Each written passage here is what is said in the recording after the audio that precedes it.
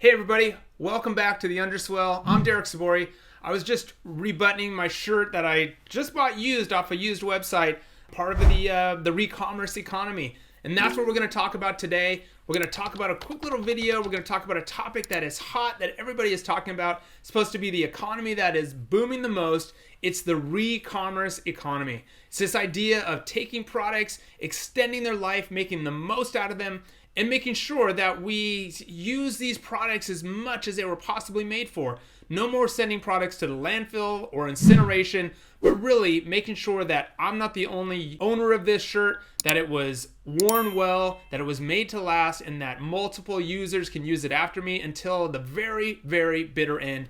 That's Recommerce. So let's dive in and have a look at what the Recommerce economy is, what it's made of, and why it's set to be so exciting, and why it's set to be the next $1 trillion economy. Is it? So that said, a little bit of a confession. This is not a Recommerce shirt. I bought this new over at Outer Known, but Outer Known is participating in pre-owned goods. You can go to their website right now and you can buy products that have been pre-owned, like this shirt that I took really good care of and made sure that I wore it well, I wore it carefully, and I properly cared for it. That's what Recommerce is all about. It's this idea of, instead of us buying new all the time and continuing to make new stuff for individuals, it's to make sure that there is a second economy. In the old economy, you had thrift stores, right? When you were done with products, you might have donated them over to a thrift shop, and they would sell them in just sort of a smashed up manner, right? Where everybody's product is in there, you gotta shop through it and find it. And that was fun for some people, this idea of thrifting and being on the hunt and trying to find the right product that fit you, that you were looking for at the right time. Well, brands started to see an opportunity here though, right? What if you could curate that? What if you could take ownership of that product? What if you could offer to repair it and then take it back at its end of life and sell it again as your own brand, right? This sends a great message to your customer. This lets your customer know that you believe in your product enough to even sell it used because it has so much life left in it. You've made it to last. You used durable materials. You focused on construction. You offered to repair it when it's done, but it extends the life of that brand for your customer and lets them know that, hey, the first time they're going to buy it, it's going to be good enough to be passed on multiple times, is right? Patagonia was early in this, right? When they offered to fix your products, the Worn Wear program. They had mobile repair units where they would go and fix the products that you had loved. Brands like Rainbow Sandals would repair your sandals and talk about how long their customers had used them. This is a big issue in sustainability. We really want brands focusing on durability, longevity, and us as customers, we need to get the most life out of those embedded resources. There are embedded resources in this shirt. The cotton that was grown to make the shirt, even if it was organic or recycled, the dye stuffs, the transportation, the fuel costs, the labor that went into it, the emissions that were created, the soil degradation, the soil impacts that were associated with it, all of that is baked into this shirt.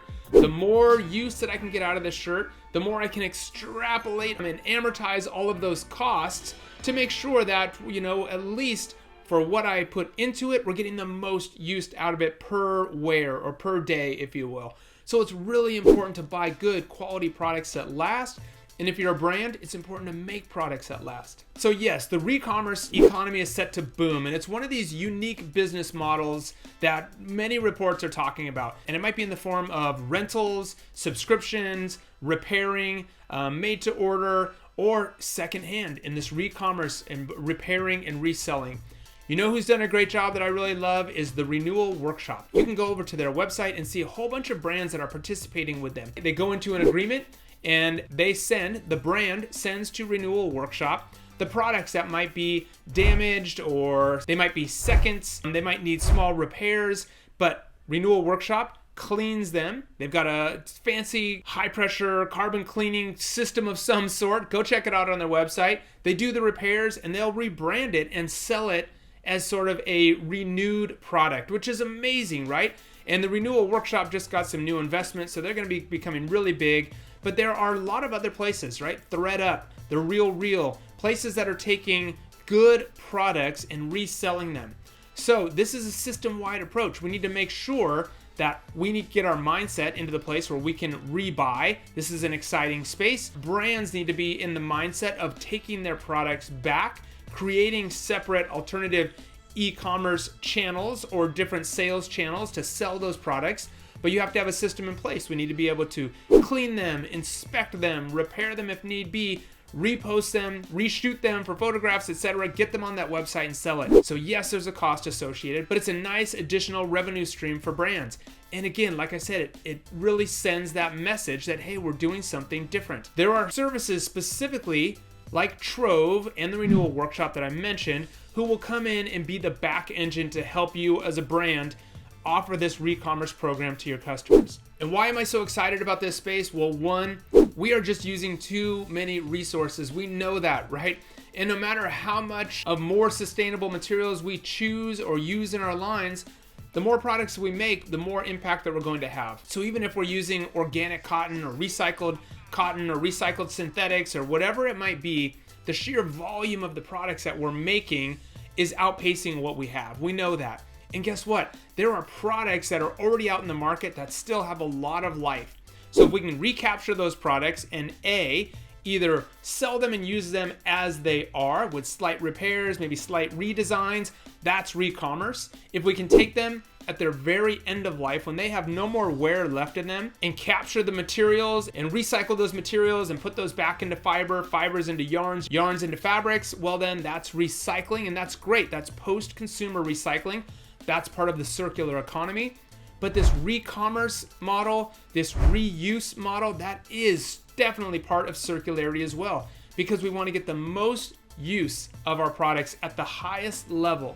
So that means wearing them, getting use out of them until they're finally done, and then being able to deconstruct them and capture those materials, put them back into the system as a raw material input. But things that you can do right now to be a part of the re-commerce economy, which is blowing up and is set to be one of the biggest and fastest growing parts of our economy: buy good quality products. Support brands whose products you know will last. 2, take good care of your product. Hey, guess what? Nobody's gonna know if you don't wash this shirt, especially an outerwear shirt like this, a pair of jeans. You don't need to wash them every single time you wear them. Chances are you might be able to get away with wearing it 2 or 3 times before you wash it.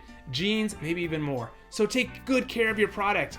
Washing, the detergents, the heat, etc., the drying of it all, that's going to start to break down your products. So do everything you can to keep the value of your products at that high level. When you're done with your products, look to a brand who's actually taking those products back and reselling them so that you can support that system. Sometimes just donating the products doesn't really get us into that re-commerce space, but hey, at least you're getting it to a place where you know it can be worn again. But even with those re-commerce places, the thrift shops, they don't want junk and crummy stuff as well, things that are only gonna last for one more season. So buy good quality things. Maybe stay away from bright, bold colors and stripes and prints that you know are only gonna be in fashion for a month. And then lastly, when you can, think about buying from this economy. Go participate in the re-commerce economy. Go check out what's going on over at the Renewal Workshop. Go check out the outer known pre-loved section. Go check out the work that New Balance is doing over with the Renewal Workshop, what Patagonia is doing, etc. Many brands are getting involved in this space, and it's a booming space. It's exciting, and guess what? It makes really good sense. So there you have it. That's what we're talking about when you hear the word re-commerce. It ties into longevity, durability, and circularity. So you're getting a whole bunch of wins, and it's a good message to your customer that you make products that last. It helps build your reputation, and it helps show that you are pushing forward this new economy that we're all looking forward to. All right, thanks for watching. If you like videos like this, be sure to hit the subscribe button. We'd love to have you follow along. I'm pumping out new videos all the time. And secondly, if you want to get sustainability insights and news directly into your inbox all week long, hit the subscribe button down here below, where we're going to get you into our Monday, Wednesday, Friday Sustainability Club, where every week, Monday, Wednesday, and Friday, you get things that you need to know, things that are in the news, and future innovations in regards to sustainability in the fashion industry. So join us there. Join us over on our LinkedIn group, and that's it. Thanks for watching. See you at the next video.